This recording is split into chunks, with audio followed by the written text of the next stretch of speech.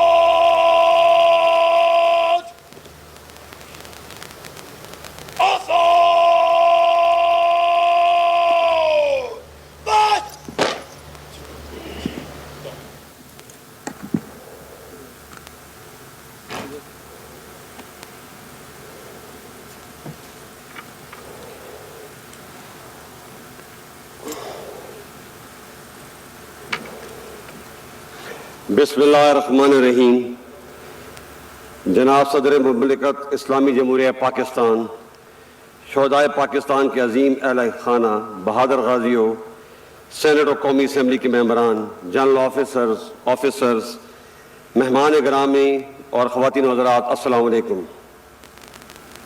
آج یوم دفاع و شہدائے پاکستان کے موقع پر آپ سے خطاب کرنا میرے لیے اعزاز کا باعث ہے۔ بلا شبہ دفاع وطن ایک مقدس فریضہ ہے جو ہمیں جان سے بھی زیادہ عزیز ہے۔ ہمارے شہداء کی قربانیاں وطن سے محبت کے اسی جذبے کا اظہار ہیں جو ہمارے دلوں کو بھی جذبہ شہادت سے سرشار رکھتی ہیں۔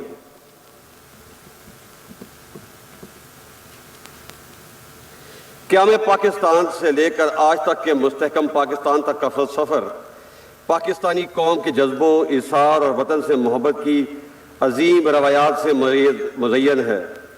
ہمارے بزرگوں نے اپنی قربانی سے آزادی کی جو شمع جلائی، اسے ابتدائی سے کڑے امتحانوں کا سامنا کرنا پڑا۔ 1948 ہو یا ستمبر 1965 کی جنگ یا 1971 کی لڑائی، مارکہ کارگل ہو یا دہشت گردی کے خلاف طویل اور صبر آزما جنگ، ہر آزمائش میں افواج پاکستان نے ثابت کیا ہے کہ ہم ہر حالت میں اپنے ملک کا دفاع کرنا جانتے ہیں اور اس کے لیے ہر قیمت ادا کرنے کو تیار ہیں۔ معزز حاضرین، آج کے دن ہم اپنے تمام شہید اور ان کے وطن کے ساتھ ان کے عظیم ورثاء کے جذبے اظہار، حوصلے اور صبر و استقامت کو بھی سلام پیش کرتے ہیں۔ جس طرح ہمارے شہداء قوم کا فخر ہے، آپ بھی ہمارا وقار ہیں۔ آپ نے اپنے پیاروں کو وطن پہ نشاور کر کے جو قربانی دی ہے، پوری قوم آپ کی مقروض ہے۔ میں آپ کو یقین دلاتا ہوں کہ آپ کے پیاروں کی قربانیاں نہ کبھی فراموش ہوں گی اور نہ رائے گاہ جائیں گی۔ آج کی تقریب کا مقصد اسی عہد کی تجدید ہے کہ ہم اپنے شہیدوں کو کبھی نہیں بھولے اور ان کے ورثاء کی نگہبانی ہماری ذمہ داری ہے، اور یہ کہ اس عظیم ملک کی سلامتی اور امن ہمیں ہر حال میں مقدم ہے۔ ہمارے وطن سے محبت تمام ذاتی، گروہی، لسانی و نسلی تعصبات سے بالاتر ہے، اور یہ کہ پاکستان کی حفاظت، امن اور ترقی کے جاری سفر کے لیے ہم کسی قربانی سے بھی دریغ نہیں کریں گے۔ خواتین و حضرات، افواج پاکستان کسی بھی قسم کی اندرونی و بیرونی خطرات، روایتی و غیر روایتی جنگ اور ظاہری اور پوشیدہ دشمنوں سے لڑنے کے لیے تمام صلاحیتوں سے لیس ہے۔ اگر کوئی دشمن ہمیں آزمانا چاہتا ہے تو وہ ہر لمحہ اور ہر محاذ پر ہمیں تیار پائے گا۔ الحمدللہ آج ہمارا شمار دنیا کی بہترین افواج میں ہوتا ہے۔ ہم نے ہر دشمن کا ڈر کر مقابلہ کیا اور تمام اندرونی اور بیرونی سازشوں کو ناکام بنایا، اور سب سے بڑھ کر یہ کہ دفاعی قوت میں خود انحصاری حاصل کر کے ملک کے دفاع کو ناقابل تسخیر بنایا۔ ہمیں اس بات میں کوئی شک نہیں کہ پاک فوج اور قوم کا رشتہ وہ مضبوط ڈھال ہے جس نے پاکستان کے خلاف دشمن کی تمام چالوں اور ہتھ کنڈوں کو ہمیشہ ناکام بنایا ہے، اور اسی یکجہتی نے ہمیشہ ہر مشکل میں سرخرو کیا ہے۔ یہاں یہ امر بہت اہمیت کا حامل ہے کہ عوام کے تعاون کے بغیر کوئی بھی فوج ریت کی دیوار ثابت ہوتی ہے، جیسے کہ ہم نے اپنے ہمسایہ ملک میں دیکھا۔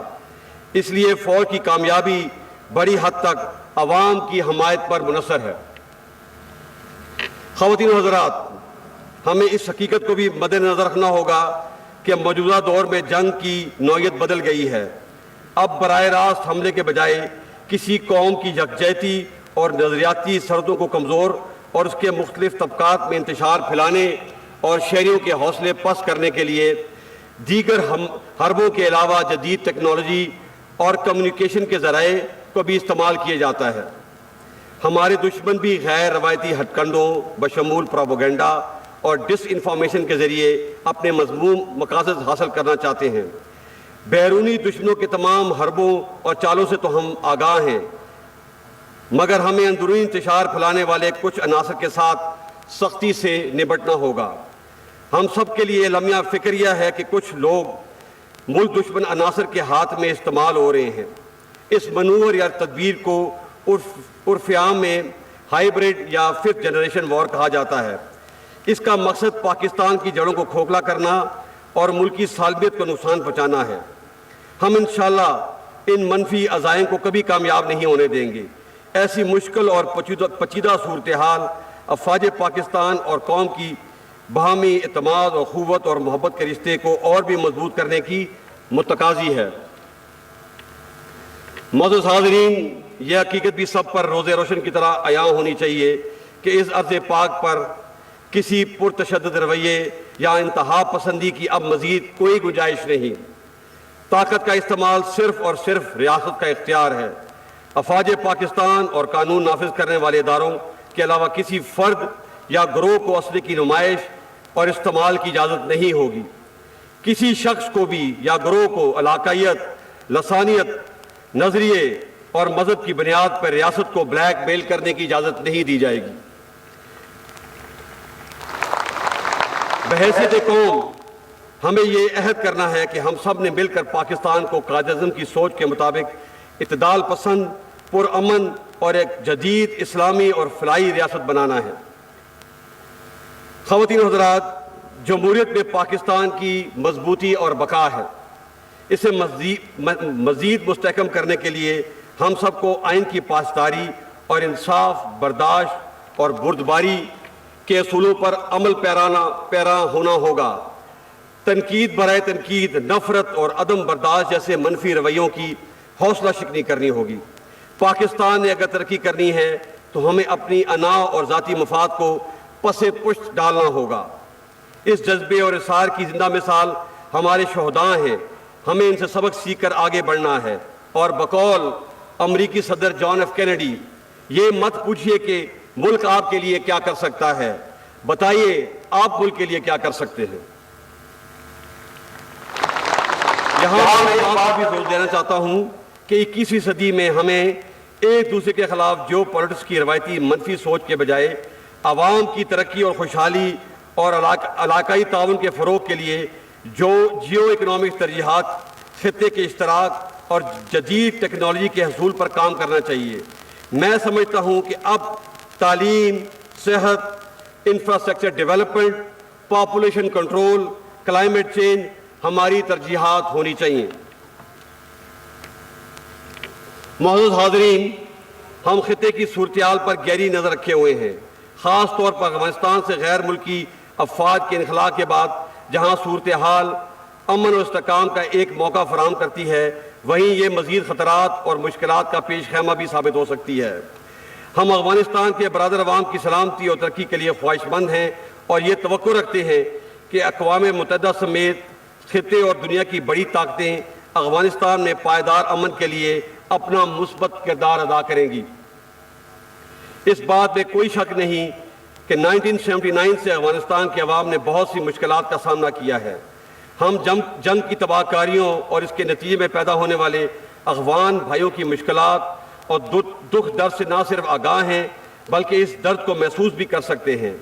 پاکستانی قوم ہمیشہ کی طرح آج بھی اپنے افغان بھائیوں کے ساتھ کھڑی ہے۔ ہماری خواہش ہے کہ افغان لیڈرشپ تمام معاملات افہام و تفہیم کے ذریعے طے کرتے ہوئے افغان عوام کو امن اور خوشحالی سے ہمکنار کرے۔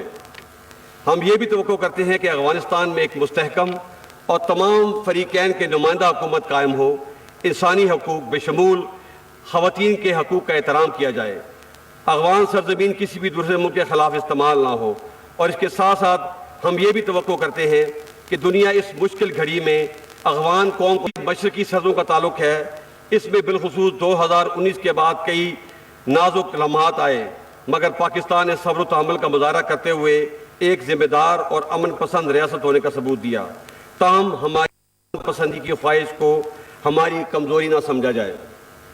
ہم کسی بھی جارحیت کا بھرپور مقابلہ کرنے کی اہلیت رکھتے ہیں۔